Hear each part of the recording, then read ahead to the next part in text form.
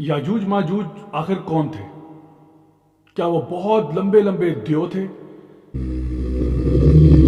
क्या वो बिल्कुल छोटे छोटे से बोने थे? क्या उनके बड़े बड़े कान और लंबे लंबे सींग हुआ करते थे? जब वो पहले किसी जमाने में हुआ करते थे तब वो क्या करते थे, और अब जब वो आएंगे तो फिर वो दुनिया में क्या करेंगे? अस्सलाम वालेकुम रहमतुल्लाहि व बरकातुहू। My dear brothers and sisters, my name is राजा ज़ियाउल हक और आज मैं आपके साथ शेयर करूंगा Yajuj Majuj from the Quran and सुन्ना, सेपरेटिंग मिथ फ्रॉम रियलिटी।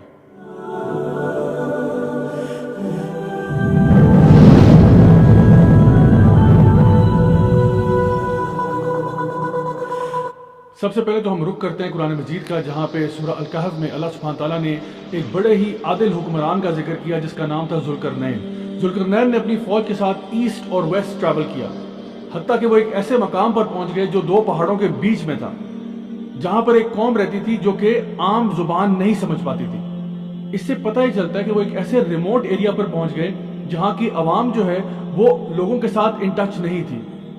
इस कौम ने जब ज़ुल्करनैन और उनके लश्कर को देखा और उनकी पावर और माइट का आइडिया किया तो उन्होंने उनको रिक्वेस्ट की, क़ालू या ज़ुल्करनैन इन्ना याजूज व माजूज मुफ़सिदून फ़िल अर्द, कि ए ज़ुल्करनैन, याजूज माजूज ने यकीनन बहुत फसाद बर्पा किया हुआ है, तो आप हमारी मदद कीजिए कि उनके और हमारे बीच में एक बैरियर, एक दीवार खड़ी कर दें। अब देखिए यहाँ पे बड़ा एक इंपॉर्टेंट पॉइंट है कि ज़ुल्करनैन ने उनसे ये नहीं कहा कि ऐसी कोई बात नहीं, याजूज माजूज को तो हम एक सेकंड में ख़त्म कर देंगे, कोई ऐसी बात नहीं, हमारे पास ताकत और पावर बहुत ज़्यादा है। बल्कि ज़ुल्करनैन ने अग्री किया कि वाकई आपकी बात सच है कि इनसे लड़ना मुमकिन नहीं होगा, इनके और हमारे बीच में एक बैरियर होना चाहिए। फिर ज़ुल्करनैन ने उनसे रिक्वेस्ट की कि मुझे आपका माल वगैरह कुछ नहीं चाहिए, लेकिन मुझे आयरन और कॉपर चाहिए और आपकी अफराद की ताकत मुझे चाहिए ताकि हम इनके बीच में वो बड़ा सा बैरियर क्रिएट कर पाएं। इस दीवार के मुकम्मल होने के बाद अल्लाह सुब्हानहू तआला फरमाते हैं कुरान मजीद में कि ज़ुल्करनैन ने क्या कहा, क़ाल हाज़ा रहमतुम मिर रब्बी फ़इज़ा जाअ वअदु रब्बी जअलहु दक्का व काना वअदु रब्बी हक़्क़ा।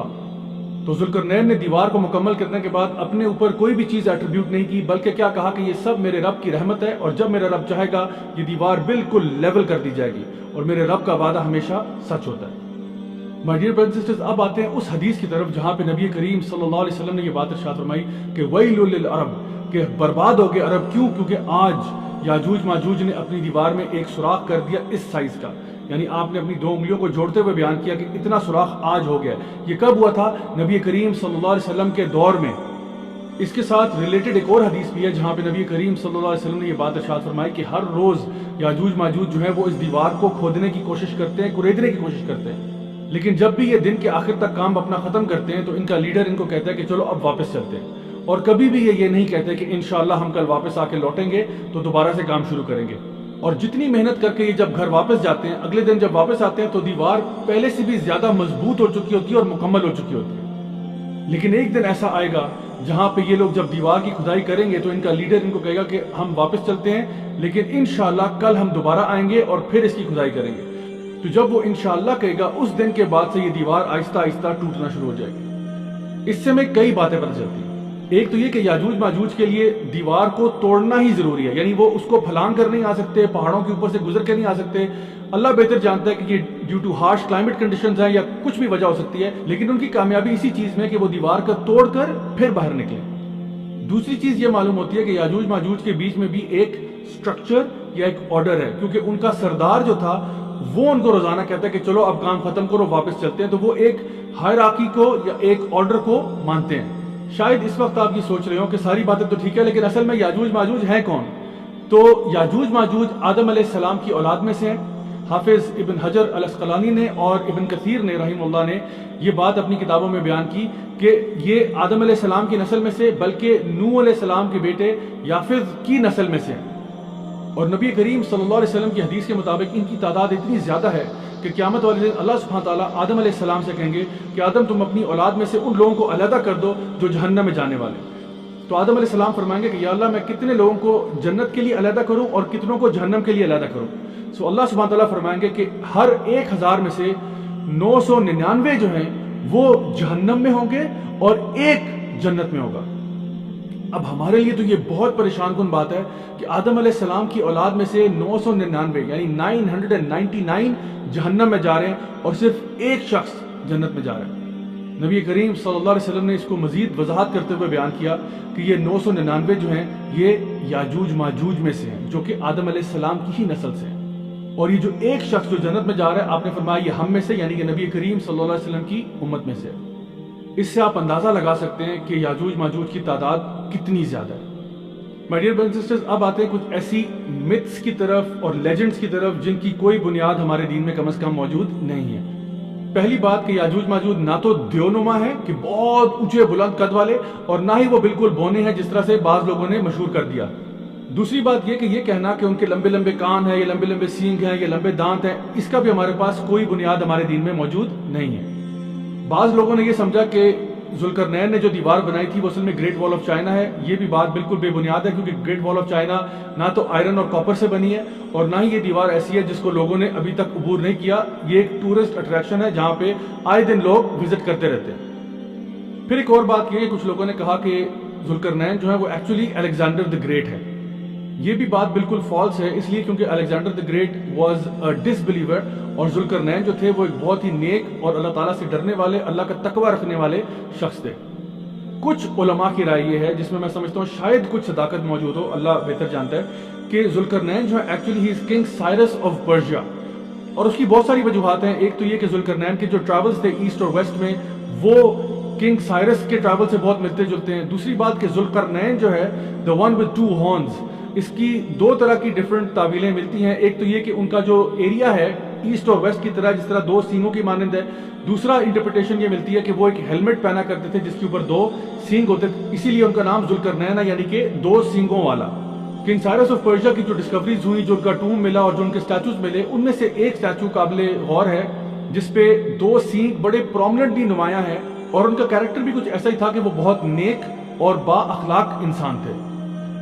تو گائز یہ صرف ایک سپیکولیشن ہے، اس کو آپ نے قرآن و حدیث نہیں سمجھنا، یہ بعض علماء کی رائے ہے، تو اس کو رائے ہی رہنے دیں۔ یاجوج ماجوج کی فزیکل ڈسکرپشن میں ہمارے پاس نبی کریم صلی اللہ علیہ وسلم کی ایک روایت موجود ہے، جہاں پہ آپ نے فرمایا کہ ان کی آنکھیں چھوٹی ہوں گی، ان کے بال ریڈش بلیک ہوں گے، اور ان کے چہرے جو ہے وہ چپٹے ہوں گے جس طرح کہ ایک شیلڈ ہوتی ہے۔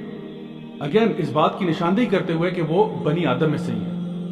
اچھا، اب آتے ہیں ان لوگوں کی طرف جو کہ سکیپٹکس ہیں، یعنی کہ وہ اعتراض یہ کرتے ہیں کہ دیکھیے اگر یاجوج ماجوج کی تعداد اتنی زیادہ ہے اور وہ کسی دیوار کے پیچھے چھپے ہوئے ہیں، تو آج کل تو ہم لوگ سیٹلائٹ کے دور میں، تو آج تک کسی نے کیوں نہیں ان کو انویسٹیگیٹ کر کے ڈھونڈ نکالا اتنی بڑی تعداد میں ہونے کے باوجود؟ تو دیکھیے اس اعتراض کے جواب میں کئی باتیں کہی جا سکتی ہیں۔ پہلی بات یہ کہ پوری دنیا جو ہے وہ فلی طور پہ ایکسپلورڈ آج تک نہیں ہے۔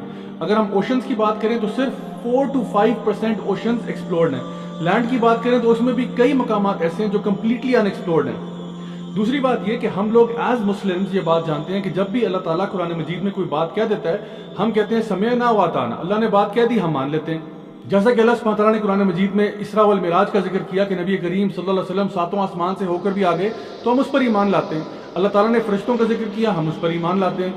اللہ تعالیٰ نے بیان کیا کہ موسیٰ علیہ السلام نے سمندر کو 2 حصوں میں بانٹ دیا، ہم اس پر بھی ایمان لاتے ہیں۔ اور اسی طرح کے دیگر میریکلز جو ہوتے رہے، ہم سب پر ایمان لاتے ہیں۔ حتیٰ کہ سورۃ الکہف جس میں ذوالقرنین کا اور یاجوج ماجوج کا یہ قصہ بیان کیا ہوا ہے، اسی سورۃ الکہف میں اصحاب کہف کا بھی ذکر ہے، جو کہ 309 سال تک سوتے رہے اور بالکل اسی طرح جوان رہے جس طرح اس ٹائم پر تھے جب وہ غار میں جا کر سوئے تھے۔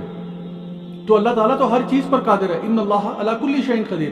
تو اگر اللہ تعالیٰ نے قرآن مجید میں یہ بات بیان کی کہ یاجوج ماجوج کو ایک بیریئر کے پیچھے روک دیا گیا، تو ہم کیا کہتے ہیں؟ ہم کہتے ہیں سمعنا و اطعنا، ہم نے سن لیا اور ہم مانتے ہیں۔ تو ہمارا اس بات پر بھی ایمان ہے کہ اللہ تعالیٰ نے یاجوج ماجوج کو ایک دیوار کے پیچھے ہی رکھا ہوا ہے، اور جب اللہ تعالیٰ چاہے گا یہ دیوار ٹوٹ جائے گی اور ان کا وہاں سے خروج ہو جائے گا۔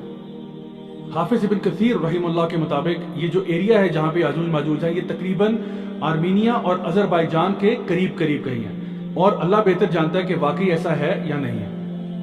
آپ کو معلوم ہے کہ نبی کریم صلی اللہ علیہ وسلم کے دور میں بھی ایک شخص تھا جس نے آ کے آپ صلی اللہ علیہ وسلم کو یہ بات ارشاد فرمائی کہ میں نے خود اپنی آنکھوں سے یاجوج ماجوج والی دیوار دیکھی ہے۔ اور جب آپ صلی اللہ علیہ وسلم نے اس سے پوچھا کہ مجھے بتاؤ کہ اس کی ڈسکرپشن کیسی ہے، تو اس نے بتایا کہ وہ ایک سٹرائپس کی فارم میں ہے، اور اس بات کی تصدیق نبی کریم صلی اللہ علیہ وسلم نے کی کہ ہاں تم نے بالکل صحیح فرمایا۔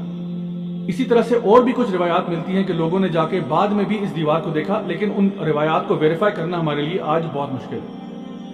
نبی کریم صلی اللہ علیہ وسلم کی ایک حدیث کے مطابق عیسیٰ علیہ السلام اور دجال کا جب مقابلہ ہو رہا ہوگا تو یہ لد کے مقام پر ہوگا جہاں پہ دجال کو ختم کر دیا جائے گا. وہاں پر اللہ سبحانہ تعالیٰ عیسیٰ علیہ السلام کو یہ وحی کریں گے کہ بنی آدم میں سے ایک ایسی قوم کو آج ریلیز کر دیا گیا ہے جس سے لڑنے کی طاقت آپ میں نہیں ہے, تو آپ اپنے لوگوں کو لے کر طور کے پہاڑ پر چلے جائیں. تو جس وقت یاجوج ماجوج کا خروج ہوگا, عیسیٰ علیہ السلام اپنے ساتھ تمام بلیورز کو لے کے طور کے پہاڑ پر پناہ لے لیں گے. یاجوج ماجوج اپنی کثرت تعداد کی وجہ سے دنیا میں اتنا فساد برپا کریں گے کہ جس چیز کی طرف جائیں گے اس کو تباہ و برباد کر دیں گے, تمام چیزیں کھا پی لیں گے, حتیٰ کہ وہ لیک ٹائبیریس بحر تبریہ تک پہنچ جائیں گے اور پورا کا پورا لیک جو ہے اس کو چاٹ جائیں گے. یہاں تک کہ ان میں سے آخر میں آنے والے لوگ یہ کہیں گے کہ ہمیں لگتا ہے کہ یہاں پر ایک زمانے میں پانی ہوا کرتا تھا. زمین میں فساد برپا کرنے کے بعد اور زمین کی مخلوق کو ختم کر دینے کے بعد یہ اپنے تیروں کا رخ آسمانوں کی طرف کریں گے, اور جب یہ تیر آسمان کی طرف پھینکیں گے اور جب یہ واپس آئیں گے تو یہ خون آلود ہوں گے. اصل میں انہوں نے مارا کسی کو نہیں ہوگا, یہ اللہ تعالیٰ ان کو ایک دھوکہ دے گا کہ ان کے تیر خون آلود ہو کے واپس آئیں گے. تو پھر یہ دعویٰ کیا کریں گے کہ ہم نے آج زمین کی مخلوق کو ختم کر دیا اور اب تو آسمان کی مخلوق کو بھی ختم کر دیا. مین وائل عیسیٰ علیہ السلام اور ان کے ساتھی کوہ طور پہ ایک فورٹریس کے اندر پناہ لے رہے ہوں گے اور روز دعائیں کریں گے کہ یا اللہ ہمیں یاجوج ماجوج کے فتنے سے نجات عطا فرما. پھر ایک دن کیا ہوگا کہ یاجوج ماجوج کی گردن سے ایک کیڑا نکلے گا جو کہ ان کی موت کا باعث بنے گا, اور تمام یاجوج ماجوج اس طرح مر جائیں گے جیسے کہ ایک جسم مر جاتا ہے. پھر دنیا میں بالکل خاموشی ہوگی, اور اسی طرح کئی دن کی خاموشی کے بعد عیسیٰ علیہ السلام کے ساتھیوں میں سے لوگ ایک دوسرے کو انکریج کریں گے کہ جاؤ خبر لے کے آؤ کہ یاجوج ماجوج کے ساتھ ہوا کیا, کیونکہ بالکل کچھ دنوں سے خاموشی ہے.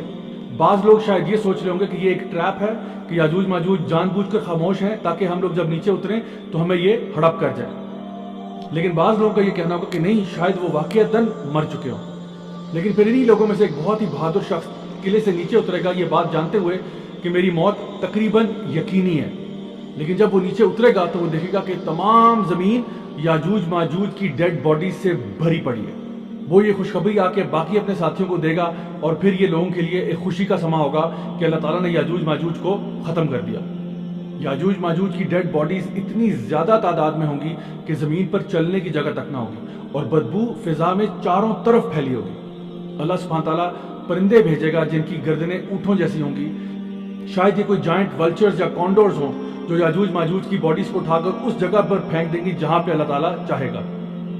اور اس کے بعد 40 دن تک خوب بارش ہوگی حتیٰ کہ زمین بالکل صاف ستھری کر دی جائے گی. یہ وہ ٹائم ہوگا جب زمین خوب غلہ, اناج, پھل اور پھول اگائے گی اور لوگ پیٹ بھر کر کھایا پیا کریں گے. یاجوج ماجوج کے بعد بھی حج اور عمرہ بالکل برقرار رہے گا حتیٰ کہ عیسیٰ علیہ السلام بھی حج کے فرائض ادا کریں گے.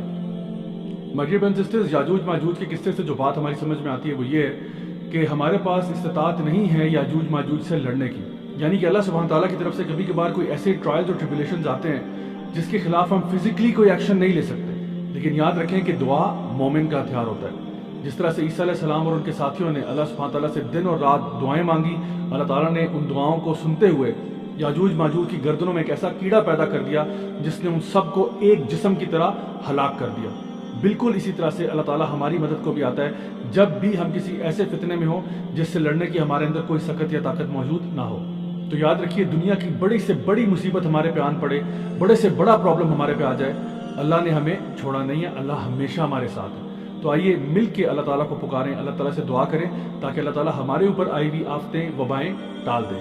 میں دعا کرتا ہوں کہ اللہ تعالیٰ ہم سب کو اپنے حفظ و امان میں رکھے, اللہ تعالیٰ ہمیں اپنے دین کی صحیح معنوں میں سمجھ عطا فرمائے, اللہ تعالیٰ ہمیں ہر قسم کے فتنوں سے محفوظ رکھے اور ہمیں دنیا میں بھی خیر عطا فرمائے اور آخرت میں جنت الفردوس میں اعلیٰ مقام نصیب فرمائے.